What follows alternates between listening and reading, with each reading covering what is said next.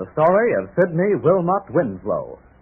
Winslow, sometimes called the Czar of Footwear, was born in Salem, Massachusetts in 1854.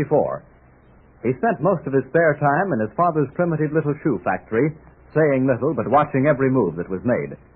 Machinery was just beginning to replace the slow hand method in shoemaking, and the possibilities of the new medium fascinated the boy.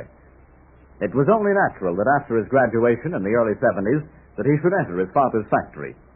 He was promoted from job to job until at last he was made foreman in the stitching room. It is here, before a McKay stitching machine, we find him standing with his father. Look at the way that machine is working, Dad. Huh? What's wrong with the way it's working? It's attaching sole stuffers, isn't it? Doing it faster than hand labor could. Oh, the machine's all right, as far as it goes, Dad. But it's a pioneer in its field. And someday machinery is going to have everything its own way. That's the star I want to hitch my wagon to. What on earth are you talking about, Sid? What stars got to do with shoes? Plenty. But the main trouble now is that each manufacturer has to deal with several different companies to get the machinery you want. That's true enough. And plenty of trouble it is.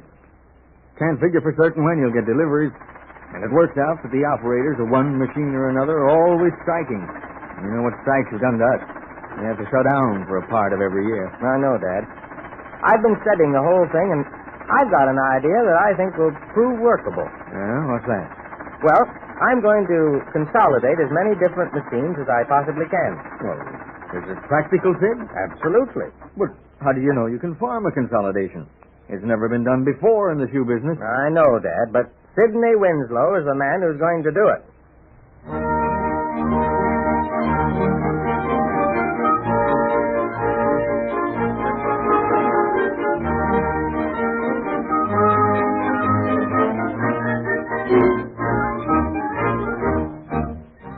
And in 1892, Sidney Winslow did do it, associating himself with men who had the capital and business experience. The company was formed under the name Consolidated and McKay Lasting Machine Company, with Winslow taking the larger share of the direction of business activities and progress.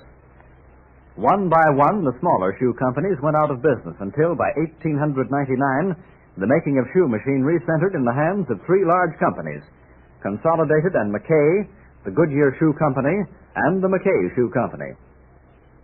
Winslow looked the field over, found it to his liking, and called a special meeting of the directors of all three companies. Gentlemen, I suppose you're curious as to just why I called this meeting. I am, for one, Winslow. While we're all in the same business, each of our companies is adapted to a particular class of operations. We're not competitors in any sense of the word. That is true, Mr. Link. And because of that fact, I think we can go even farther in our line if we unite. Right. But Mr. Winslow, we're all doing an excellent business now. Why should we risk that by changing our status? Why should we unite? Because we could do better if we could consolidate under one head.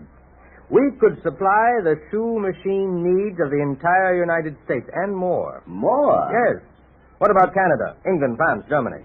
The territory is wide open. We think we're in the shoe machine business now. Why, gentlemen, we've only just begun. But how can we accomplish what you suggest, Winslow? My associate, George Brown, and I have been building up a surplus for some time because we knew that one day we'd have the opportunity to establish a trust. Now, for the good of the shoe machine industry, I feel that such a day has come. I have the money. All I need now is your cooperation. Well, gentlemen, what do you say? I'm for it, Winslow. Thank you, Mr. Link. Yes, and I think this will be the biggest thing yet. It will, Mr. Bonner. Once we start, nothing can stop us.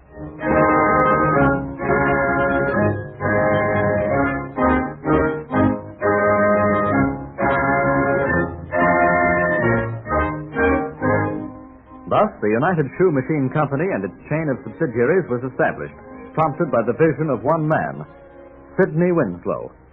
A model manufacturing plant at Beverly, Massachusetts was built, producing more than 300 different machines.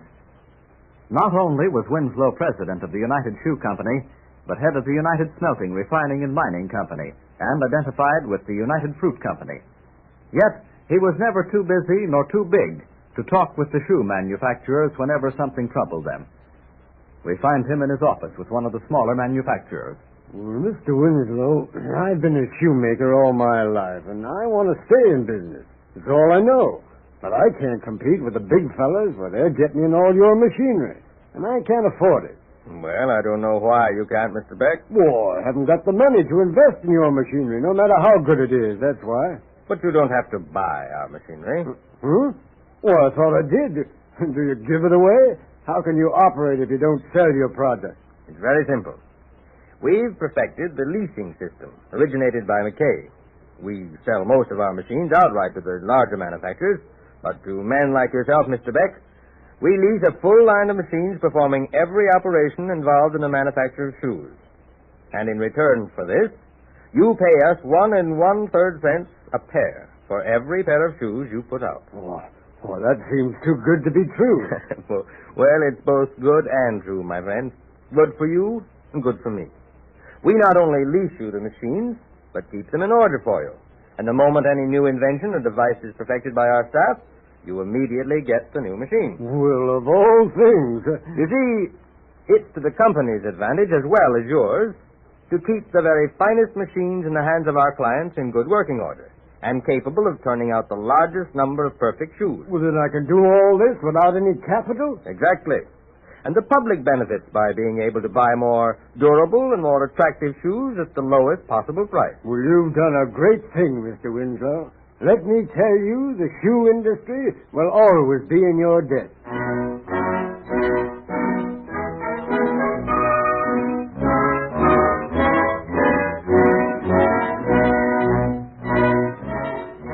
Sidney Winslow had not only benefited the shoe industry, but his employees. The welfare work carried on in the model factory at Beverly, Massachusetts, was the model used by most great modern manufacturers. And while he built up the happiness and well-being of all who worked for him, he built up his own fortune, sitting on the boards of half the great banks and trust companies of Boston. In fact, Winslow climbed so high that it was only natural that someone should try to climb even higher. That man was Henry H. Rogers, who, with the millions of Standard Oil behind him, sought to invade Winslow's shoe industry. Winslow fought him to the last ditch and now awaits Rogers' decision of the fight. Georgiana, his wife, is with him. Don't pace back and forth like that, Sidney. I've never seen you so nervous before. But you don't understand, Georgiana. My whole life's work is at stake. If Rogers is successful in getting what he wants, well, I don't know what will happen. There isn't room enough for 2 big shoe machine industries in the United States. But how can Mr. Rogers harm anyone as experienced in the business as you did? Well, he didn't know gas either, yet he was successful in ousting Eddix from the gas field. Then he reorganized, amalgamated, and built up Standard Oil. What have you done to stop him from invading your business? My one chance is that Rogers can't get complete shoe equipment lined up. That's my only chance. And I've gone down the line to block him. I'll know just how successful I've been when he comes here tonight. Don't you worry. No one who's worked as hard as you for what you have can have it all taken away now, dear. Oh, it isn't only the financial angle, Georgiana. I have plenty of money, and nothing Rogers can do could lessen my present fortune. But it's the human angle. You know, somehow I feel a responsibility for the well-being of hundreds of people. Can you understand what I mean? Perfectly, dear. I've always visualized an army of human beings marching behind my machines. Oh, I know it sounds crazy. But what I'm trying to say is that my business is more than a business. It's a dream come true. And I won't let any man take that dream away from me, Rogers or anyone else. That's more like you, Sidney. You've always made your way through trouble before. Gave your enemies enough time to start quarreling with one another and defeat themselves. You've tried it with Rogers and... Yes, but whether I've been successful or not is to be seen. Oh, I beg pardon, Mr. Winslow. Mr. Rogers is here to see you. Oh, well, show him in, Briggs, show him in. Very good, sir. I'm keeping my fingers crossed, Sidney. Well, Winslow, you seem to be in a particularly good mood for such an important meeting. Oh, good evening, Mr. Rogers. The credit for my good humor should go to my wife, Mrs. Winslow. Oh, dear, this is Mr. Rogers. How do you do, Mrs. Winslow? How do you do?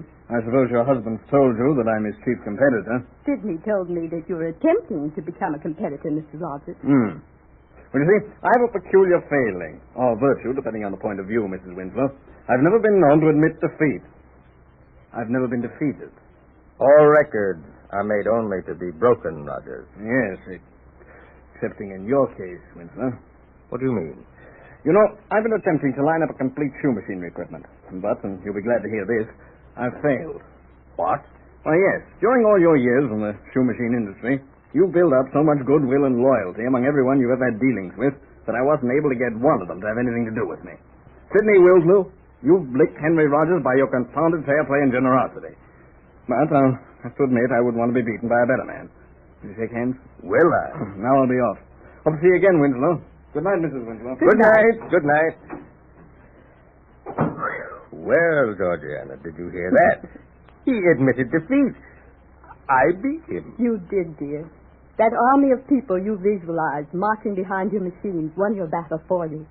Money can't buy goodwill and loyalty. No. I'm glad it all happened. I wouldn't have missed the knowledge of having the loyalty of the people I work with. Well, for all the money in Christendom.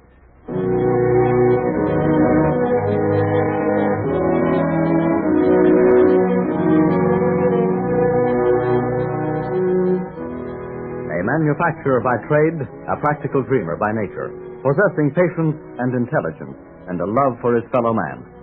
We thus pay homage to one who was the czar of the shoe industry, but who, in building his enormous fortune, never lost in it his head nor his love for his fellow man. Sidney Wilmot Winslow, Captain of Industry.